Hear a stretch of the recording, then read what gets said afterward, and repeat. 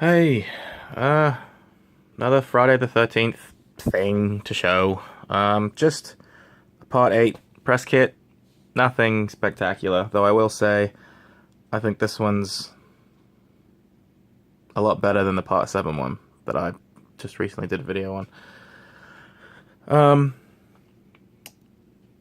I really, this is the front. I really like part 8. I know that's not a lot of people's favorites. I know a lot of people have, this is the back, bottom. I know a lot of people, fans, have this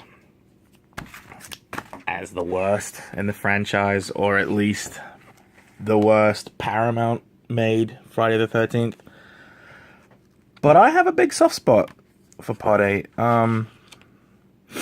Here, we'll show the pictures first. Oh, by the way, the photographs, the press pictures for Part 8 are so much better than the Part 7 ones. Probably because these are flat, these aren't crinkled, and there's one I really like. Anyway, you'll see it. Part 8, I have a soft spot for Part 8. It was always on the USA Network. I moved to the States when I was 7 from the UK, and Part 8 was always on the USA Network, so I always got to watch it. I don't know. I grew up with Part 8 being a movie that I watched all the time. Anyway, I love these press photos for Part 8. I like Part 8. I know in my other in the video about the press kit for Part 7, I said Part 6 was my least favorite Paramount film, and how in the world could I say that when Part 8 exists? But I'm just not a Part 6 guy. It's my least watched Paramount movie. It's probably my least, no, I shouldn't say that. It's my least watched Paramount film. And, oh, here, this is the description for this one. I don't know. I just don't like 6. 6 is like a wishy-washy. It's like, it's watered down. You know, there's no nudity. Not that nudity, makes or breaks a film. But, I don't know. I just don't like 6, really. This is a really good one. I like this shot. I don't know. So there's 7. And 7 was on the USA Network all the time, but I don't know why. I always would catch Part 8 a lot. So I kind of grew up with 8.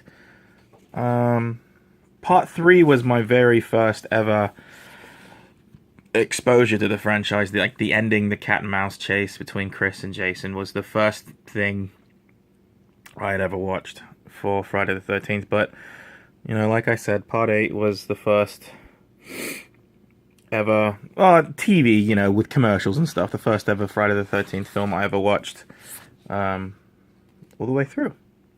Oh, this is the one I like the most. This little photograph here with Jason kicking the stereo boombox, whatever you want to call it.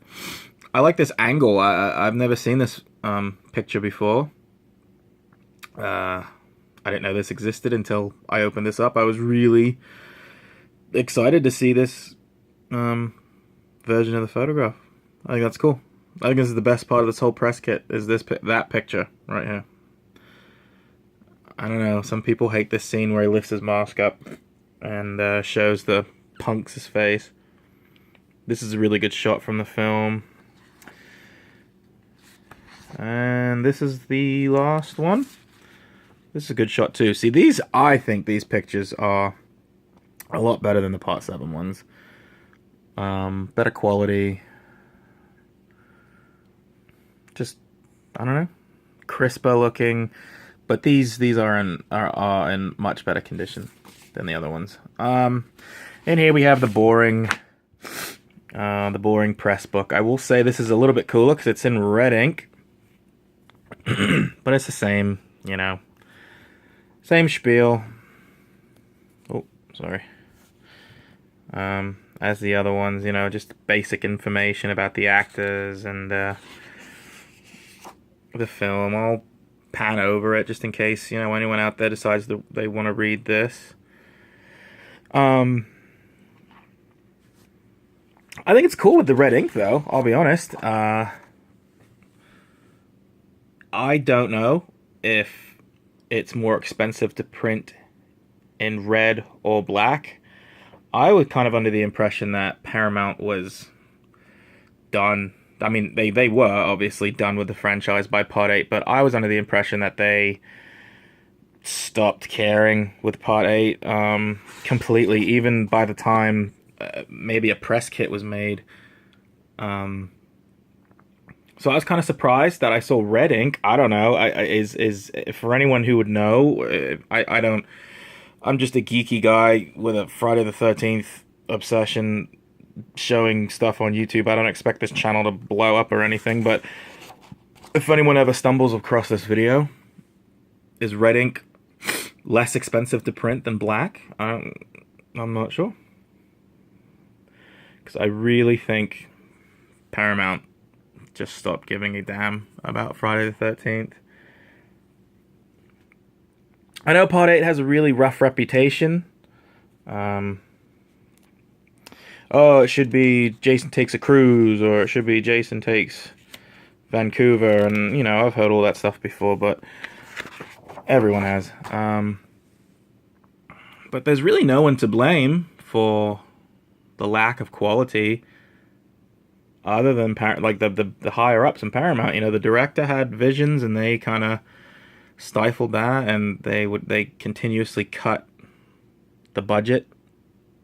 You know, I'm sure if you've read the book or watched the big, like, 5.5-hour documentary, Crystal Lake Memories, you've heard all about that. You know, how they wanted a fight scene, a boxing match in Madison Square Garden, and climbing the Empire State Building and all that stuff, and Paramount just said nay to all of that.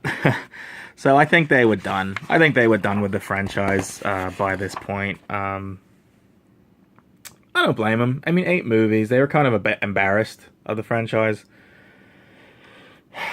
New Line were not embarrassed by the franchise, but New Line kind of didn't come out with anything worthwhile. Even though I do like 9. I do like Jason Goes to Hell a lot, for just how weird and off the wall it is. But again, it seems like I like the I like the movies in the franchise that people despise, and the movies that people love, I'm not too keen on. Well, I mean, part 4 is considered, you know, Part 4 gets high praise, and I love Part 4, but I love Part 5. Part 5 is my favorite, and people hate Part 5. There's a small community online that like Part 5, which it makes me happy, but lots of people just cannot stand Part 5. I like Part 8. You know, I'd probably put Part 8 in my top 5, which would drive people nuts. I see its flaws, you know, it's watered down a bit. The kills aren't as gruesome. There's the, you know, the hallucinations, and I get it. I do understand. I can't protect it from its naysayers, but I like it. I don't know. I just have a soft spot for it. I grew up with it. It was the first one I could, you know, what I had a tape that I recorded over and over and over again. Oh, and that's it. See, the book in Part 7 had a couple of blank pages for notes in the back. That's the bottom here. 89. That's it. Okay. Thanks for listening to me ramble. Whoever stumbles upon this video, have a good one.